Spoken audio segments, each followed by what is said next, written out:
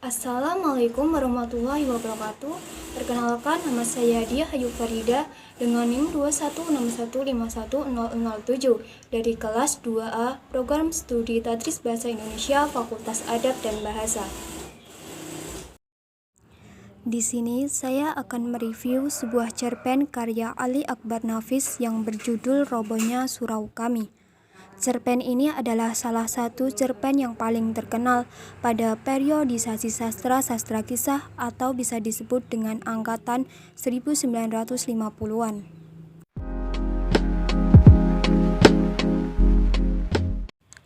Robohnya Surau Kami adalah cerpen karya Ali Akbar Nafis yang diterbitkan oleh PT Gramedia Pustaka Utama.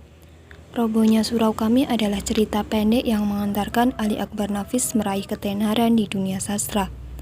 Awalnya cerpen ini terbit perdana pada tahun 1955 melalui majalah Kisah. Cerpen ini adalah karya termasyhur yang ditulis oleh penulis berdarah Minang ini. Cerita pendek yang mengkritisi sebuah hal yang paling tidak bisa dikritisi, yaitu religi. Nafis sangat peka dengan kehidupan surau, karena latar belakang lahirnya dengan adat dan tradisi Minangkabau yang pada zamannya surau adalah tempat untuk kehidupan beragama yang sangat penting. Sinopsis Robohnya Surau Kami. Di dalam cerpen ini berisi kisah penjaga surau yang biasa dipanggil kakek oleh masyarakat sekitar. Kakek tersebut sangat saleh. Dia adalah penjaga surau yang menghabiskan seluruh waktunya untuk beribadah kepada Allah SWT. Ia tidak berkeluarga dan tidak mengerjakan hal lain kecuali mengurus surau dan tinggal di sana.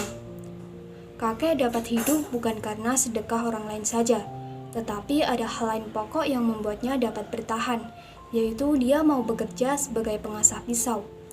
Dari pekerjaannya inilah dia dapat mengais rezeki, baik itu berupa uang, makanan, kue-kue, ataupun rokok. Kehidupan kakek ini sangat monoton.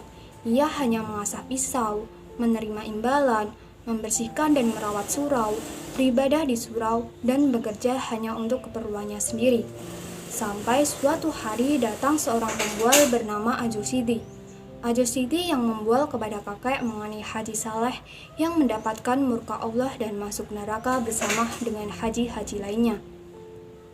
Meskipun mereka merasa selama hidupnya senantiasa beribadah kepada Allah SWT, kakek tersebut menerima sindiran bahwa hidup tidak diridhoi Allah jika hanya beribadah tetapi meninggalkan amal kemasyarakatan.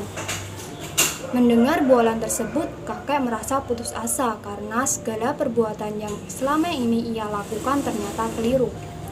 Akhirnya ia bunuh diri dengan cara menggorok lehernya dengan pisau cukur. Ketika kakek meninggal, Ajo Sidi tidak pergi melayat. Dia hanya menyuruh istrinya untuk membalikan kain kafan tersebut buat kakek 7 lapis. Tinggallah surau itu tanpa penjaganya lagi. Adzan subuh yang biasa berkumandang tidak terdengar lagi. Surau itu menjadi tempat bermain anak-anak, dan di malam hari perempuan yang kehabisan kayu bakar mencopoti papan dinding atau lantai dari surau tersebut. Kelebihan: saya suka dengan tulisan-tulisan Ali Akbar Nafis ini. Kata-kata yang digunakannya pun sederhana dan mudah dimengerti. Namun pada intinya tulisannya tidak luput, yaitu karena kritik terhadap sosial religi.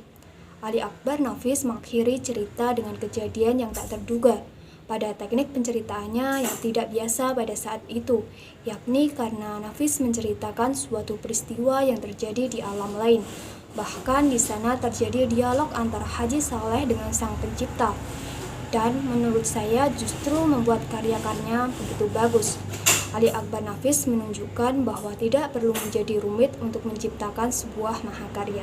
Dalam cerita Robohnya Surau Kami memiliki sebuah kekurangan, yakni materi yang dijabarkan dalam bentuk cerpen yang bernuansa religius, sehingga orang dari latar belakang agama non-muslim beranggapan bahwa cerpen ini dikhususkan untuk umat muslim saja.